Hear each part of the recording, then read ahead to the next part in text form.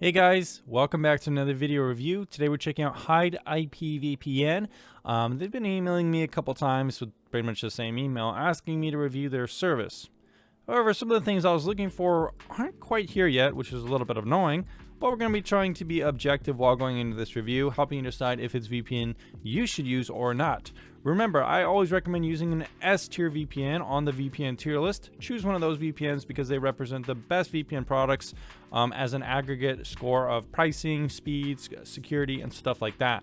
So guys, go ahead and check out the tier list. Stick around now for the upcoming review, and let's get into it. First up, as always, we're going to be checking out the pricing, and HideIP does pretty good in some respects. Number one, the 1 month price is pretty affordable at only $7.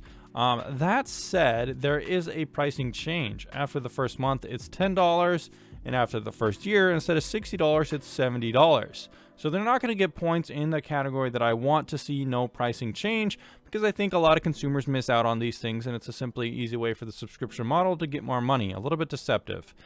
We also see 24 months for $72, but there's no idea here if it does change.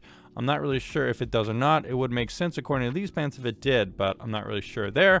And that's part of the problem with these price increases. I feel like the websites never make it clear enough. Additionally, we can look at other things we're looking for. Unfortunately, HideIPVPN only has 3 simultaneous device use, which is actually pretty low, probably the lowest I've seen yet this year, with most of them being around at least 5 to 10 simultaneous connections offered. Another thing to note later on we're going to be looking at too is that HideIPVPN also has a little bit low VPN server amount. They didn't even have like a Seattle server, which is definitely a little bit odd. And another thing to note here is that while they include WireGuard as a supported protocol, it's not within the main application. You have to use WireGuard configurations and third-party WireGuard application to get it to work. So I don't think they should say they support WireGuard yet. At least in terms of the application, that's kind of like the main thing most people are going to be looking for, and they don't support that yet, which is definitely a little bit of a bummer for me.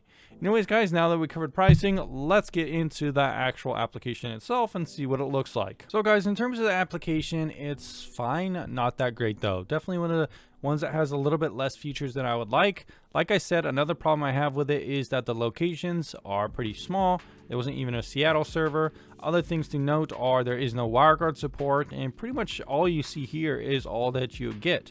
I couldn't find any ad blocking, any advanced features like split tunneling, anything like that that we're looking for. They don't have a Linux GUI in terms of compatibility. I also couldn't find a Fire Stick application. As you can see here, we don't even have a network kill switch, only an application level kill switch, and the application is just too simple and kind of half-baked in my opinion. There just isn't a lot of those cool features we're looking for, and I could spend, a good 3 or 4 minutes talking about it, but I'm just going to list some of the stuff here that we're missing.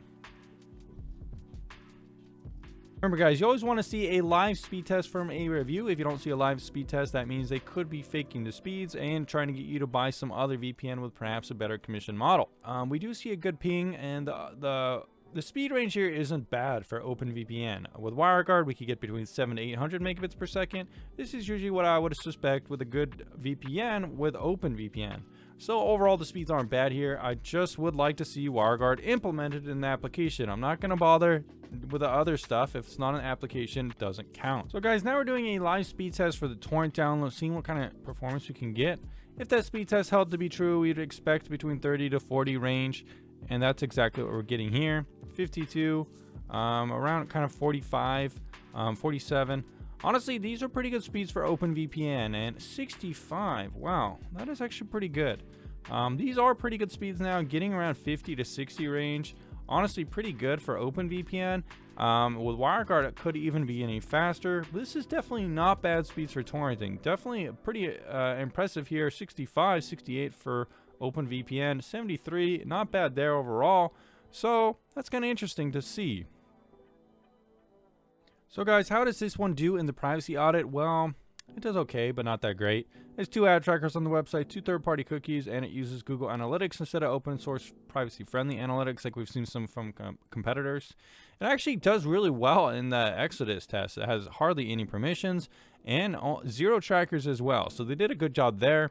If we look at the team itself, it seems like it's been the same team as far as 2009, so they've been around for quite some time before a lot of other VPNs. They just haven't really ever gotten that big, in my opinion.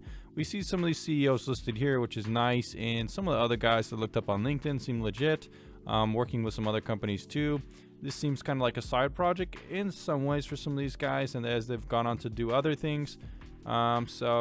However, they are missing some things. Like on their website, I couldn't find any two-factor authentication, which is definitely a little bit of a bummer. So there's that. And they don't really seem to offer any like complimentary privacy services, any data breach detectors, or any other kind of things besides smart DNS, which I kind of consider the same thing. There also hasn't really been that many observable like huge issues with security or anything like that. A lot of times it's hard to find that on some of these smaller VPNs, so take that as you will. So initially I had decided that this service wasn't going to work well with VPN and unblocking streaming services. However, the team actually reached out to me and been emailing them in my email account, and they informed me that if I picked a specific combination of settings, I should be able to unblock streaming services. What they asked me to do was connect to HideIPVPN, turn off DNS leak protection, and connect to the LA server, and from there I have been able to get decent results. As you can see, Hulu is working, and I can see the green zone, which means it's unblocking the US version of Netflix. That said, I haven't had success with Amazon. It's not letting me load the page. I haven't had success with HBO Go either. So with these very specific instructions and directions and limited compatibility, it's not the best streaming VPN. You can get some results with it if you talk to the team. One surprising thing about HideIPVPN is they have pretty good ticket response times. They actually responded to me within 1 hour, around 40 minutes answering some of my questions, which is really good for a VPN service, so they get full points in the customer support section. Alright guys, here we are at the end of this review doing a summary of what we have found. Overall, I think HideIPVPN seems to be a team that wants to do things pretty good, but quite hasn't hit the mark. They're pretty affordable in a lot of ways, only $7 or so a month, and I do like that they have like a $1 trial that you can actually try this service out with, which is really neat. A lot of these smaller VPNs have cool trials like that, which is cool. However, that said, I don't like the price increases after some of the terms. I don't like how it only has 3 simultaneous connections, and you can't really get that good of a long-term 3-year deal on it, at least it's not offered by the website. The application also needs some work too, having more advanced features like split tunneling, more compatibility with Fire Sticks, built-in WireGuard support, ad blocking, obfuscation, Linux GUI, DNS controls, port forwarding, and dedicated IP support. Speed was okay across the board for OpenVPN, and honestly I got pretty good results torrenting with it. That said, the privacy audit needs some improvements. There's no two-factor authentication on the main page. The team isn't using open source analytics, they're using Google Analytics. It couldn't pass the blacklight test because there's too many ad trackers and cookies on the website. The Exodus test is pretty good performance though, with no ad trackers on Android and only 8 permissions available. That said, there's no complimentary privacy services, but overall I think the team does fairly well here, since there's no history of data leaks or any company acquisitions.